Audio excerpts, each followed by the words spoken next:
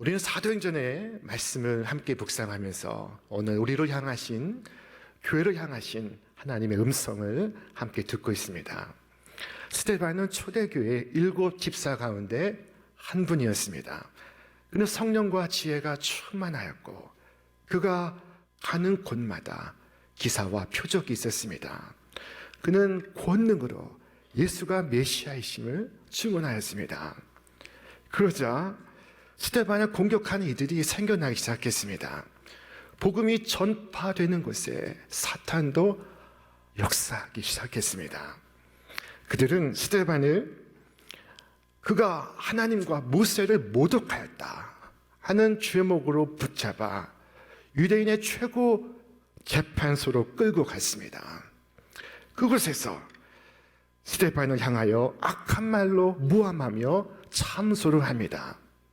스데반은 예수님께서 고소당했던 죄목과 동일한 죄목으로 법정에 섰습니다. 그런데 그곳에서 그가 천사의 얼굴로 증언하기 시작했습니다. 그의 증언은 이스라엘의 조상 아브라함으로부터 시작했습니다. 아브라함은 75세에 하나님의 부르심을 받습니다. 이스라엘 민족의 언약이 시작되는 장면입니다. 하나님께서 그를 부르사 너는 너의 본토 친척 아비 집을 떠나 내가 네게 지시할 땅으로 가라 말씀하셨습니다. 이에 아브라함은 하나님 말씀을 쫓아갔습니다. 하나님께서는 그를 축복하시며 말씀하셨습니다. 내가 보는 이 모든 땅을 너에게 주리니 모든 민족이 너와 너의 후손으로 말미암아 복을 얻으리라 하셨습니다. 우리는 오늘 스데반의 증언 속에서 또 한 명의 위대한 신앙의 조상을 만납니다. 그가 누구입니까? 그는 요셉이었습니다. 스데반은 요셉의 일생을 한 문장으로 압축해서 이처럼 설명했습니다. 여러 조상이 요셉을 시기하여 애굽에 팔았더니 하나님이 그와 함께 계셔 그 모든 환난에서 건져내사 애굽 왕 바로 앞에서 은총과 지혜를 주시매 바로가 그를 애굽과 자기 온 집의 통치자로 세웠느니라. 이 문장에서 가장 중요한 대목이 하나님께서 그와 함께 계셔입니다. 하나님께서 요셉과 함께 계셨습니다. 요셉은 그를 시기하는 형들에게 붙잡혀 애굽의 노예로 팔려가게 되었습니다. 그러나 하나님께서 그와 함께 계셨습니다. 그는 애굽의 주인으로부터 은혜를 입습니다. 애굽의 주인은 이 히브리 노예에게 특별한 무엇이 있다는 것을 즉각 알아챘습니다. 성경은 말씀하기를 그의 주인이 여호와께서 그와 함께 하심을 보며 또 여호와께서 그의 범사에 형통하게 하심을 보았더라. 여호와께서 요셉을 위하여 그 애굽 사람의 집에 복을 내리심으로 여호와의 복이 그의 집과 밭에 있는 모든 소유에 미친지라. 여러분, 이와 같이 주께서 우리의 사랑하는 자녀들과 함께 하시는 것을 이 세상이 볼 수 있게 되기를 바랍니다. 여러분, 자녀를 위하여 기도할 때 이것을 기도하시길 바랍니다. 하나님, 이 아이로 인하여 세상이 복을 받게 하소서. 그리고 요셉의 일생에 또 한 번의 시험이 다가오고 있었습니다. 그는 용모가 빼어나고 아름다웠습니다. 그에게 주인의 아내가 눈짓을 하며 동침할 것을 청했습니다. 만일 주님께서 요셉과 함께 계시지 않았다면 요셉은 어떤 선택을 했을까요? 그는 그 미끄러운 곳에서 넘어지지 않았습니다. 하나님께서 요셉과 함께 계셨기에 내가 어찌 큰 악을 행하여 여호와께 범죄하리까 반문하면서 유혹하는 손길을 뿌리쳤습니다. 이 사건으로 인해서 요셉은 죄수가 되었습니다. 그는 무시무시한 감옥에 투옥되었습니다. 요셉은 죄가 없는데도 매를 맞고 옥에 갇혀 있습니다. 그 순수하고 순결한 청년이 억울하게 누명을 쓰고 억울하게 고난을 받고 있습니다. 여러분, 누구를 연상시키지 않습니까? 바로 예수님을 연상시킵니다. 요셉은 구약의 예수님의 모형입니다. 요셉이 이처럼 옥에 갇혀있는 순간에도 하나님은 그와 함께 계셨습니다. 그러므로 그는 성실했고 친절했고 온유했습니다. 결국 간수장의 마음을 사로잡고 말았습니다. 요셉은 다시금 감옥에서 제일 높은 감독관이 되었습니다. 밀어넣어도 다시 떠오르는 구명 튜브와 같습니다. 요셉이 낮아지면 다시 높은 자리로 올라왔습니다. 요셉을 이렇게 부양시키는 힘이 무엇입니까? 무엇이 그 절망 속에서도 그를 다시 일으키게 하고 있습니까? 요셉이 절망의 상황에 빠져서 익사하지 않을 수 있었던 것, 그것은 여호와께서 그를 붙들고 계셨기 때문입니다. 하나님께서 그와 함께 계셨습니다.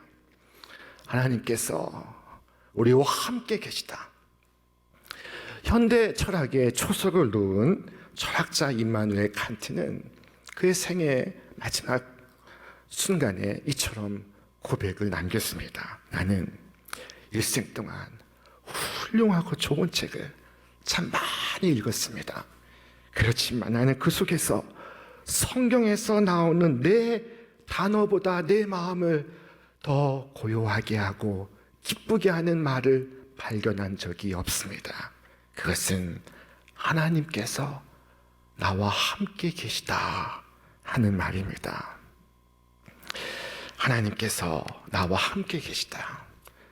이것이 최고의 석학의 마음을 평안하게 하고 기쁘게 하는 말이었습니다. 여러분, 우리에게 있는 가장 놀라운 은혜는 하나님께서 우리와 함께 계심인 줄 믿습니다. 오늘 대림절 우리에게 다가오시는 주님의 그 이름이 하나님께서 우리와 함께 계시다라는 의미의 임마누엘인 것을 여러분 다시 한번 마음에 간직하시기를 바랍니다. 그리고 마침내 요셉은 바로의 꿈을 풀어주기 위해서 감옥에서 나와 바로의 궁전에 섰습니다. 그 온갖 신들의 형상이 가득한 곳에서 요셉은 하나님과 함께하고 있었습니다. 요셉이 바로의 꿈에 대해서 이야기하고 그 뜻을 풀어 설명할 때 바로는 무릎을 치고 탐복했습니다. 바로가 신하들에게 이를 때 이와 같이 하나님의 영에 감동된 사람을 우리가 어찌 찾을 수 있으리요 하고 요셉에게 이르되 하나님이 이 모든 것을 네게 보이셨으니 너와 같이 명철하고 지혜 있는 자가 없도다. 너는 내 집을 다스리라. 내 백성이 다 너의 명령에 복종하리니 내가 너보다 높은 것은 이 왕좌뿐이라. 바로는 즉각 요셉을 온 애굽의 통치자로 세웠습니다. 풍년이 들던 해 곡식을 저장해 요셉은 미래를 대비했습니다. 요셉의 정책은 대성공을 거뒀습니다. 하나님께서 굶주림으로 인해 전 인류의 멸망을 막기 위하여 요셉을 들어 사용하시고 계셨습니다. 요셉의 선견으로 7년 풍년 기간 동안에 곡식을 창고에 저장하지 않았다면 인류는, 그의 가족은 굶주림으로 죽었을 것입니다. 마치 인류를 죄에서 구원하시는 예수님을 떠올리게 하지 않습니까? 성경이 무엇을 우리에게 말씀하고 있습니까? 우리 말씀 같이 읽겠습니다. 믿보다 모든 사람이 받을 만한 이 말이요, 그리스도 예수께서 죄인을 구원하시려고 세상에 임하셨다 하였도다. 지금 스데반은 이 말씀을 전하고 있습니다. 요셉을 보라. 그와 같이 오늘도 주님께서 만 백성을 죄와 사망에서 구원하셨느니라. 만 백성을 구원하시려고 고난 받으시고 죽으시고 다시 부활하셨느니라.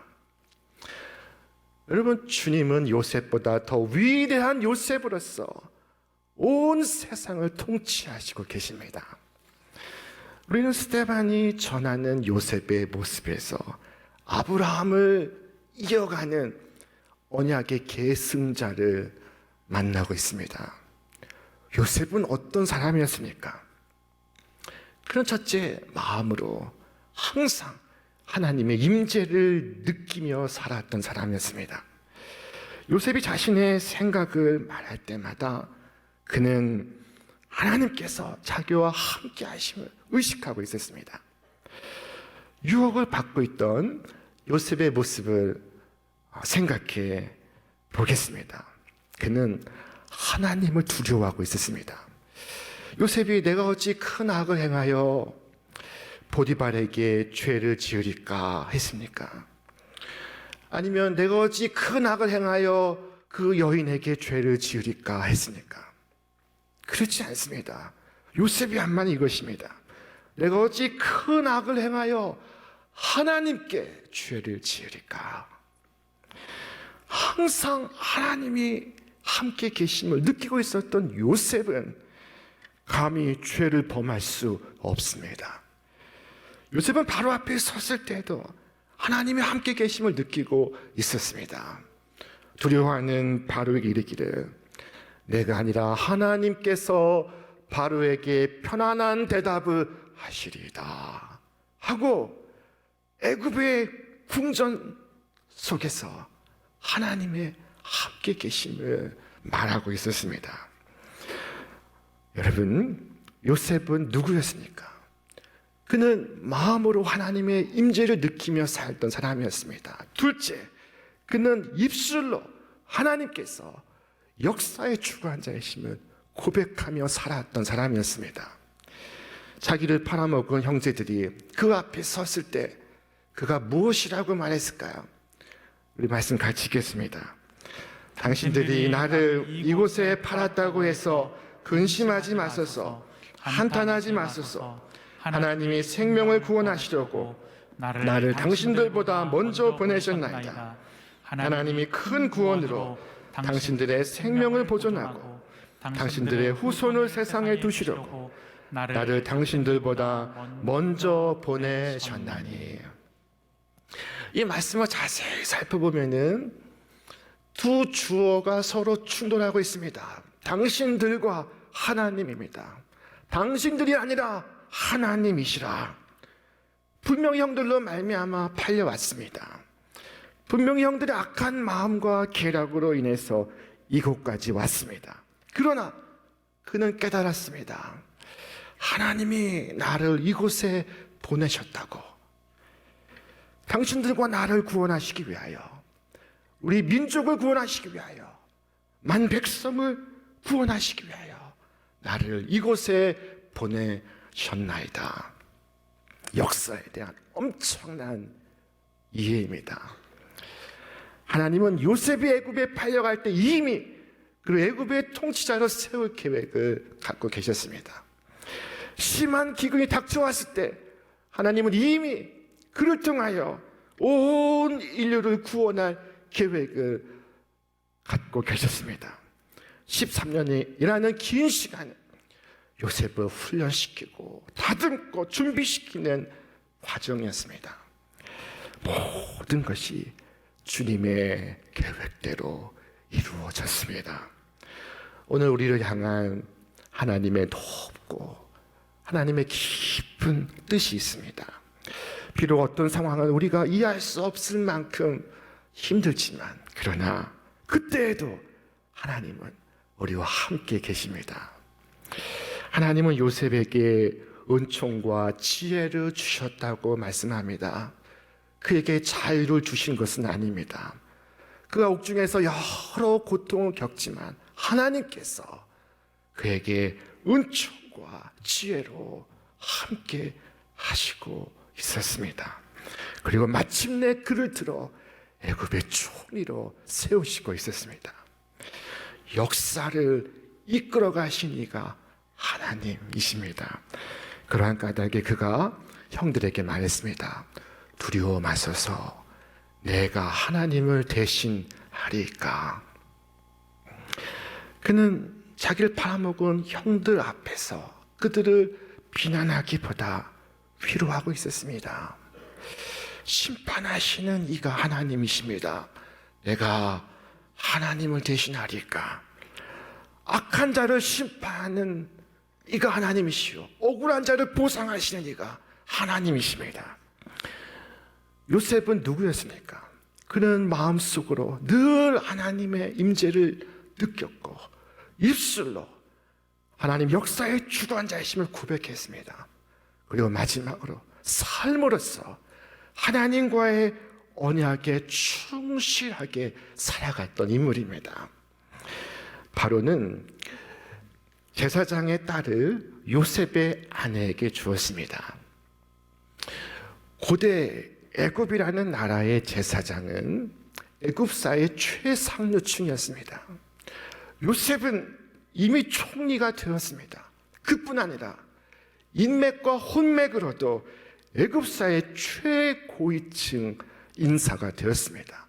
애굽의 귀족들은 그 앞에서 무릎을 꿇고 그에게 경의를 표했습니다. 그러나 그는 애굽 사람이 되려고 하지 않습니다. 그는 여전히 이스라엘 사람으로 남아 있습니다. 하나님 백성으로 살아가기 원했습니다. 여러분, 이 세상에서 잘 되어 있는 사람들이 하나님을 멀리하는 모습을 볼 때가 있습니다. 참 안타깝습니다. 그들이 애굽 사람이 되어버렸기 때문입니다. 애굽으로 귀화해 버렸기 때문입니다. 그리고 자신의 자녀들에게도 똑같은 것을 가르치고 있습니다. 많은 사람들이 애굽으로 가 버렸습니다.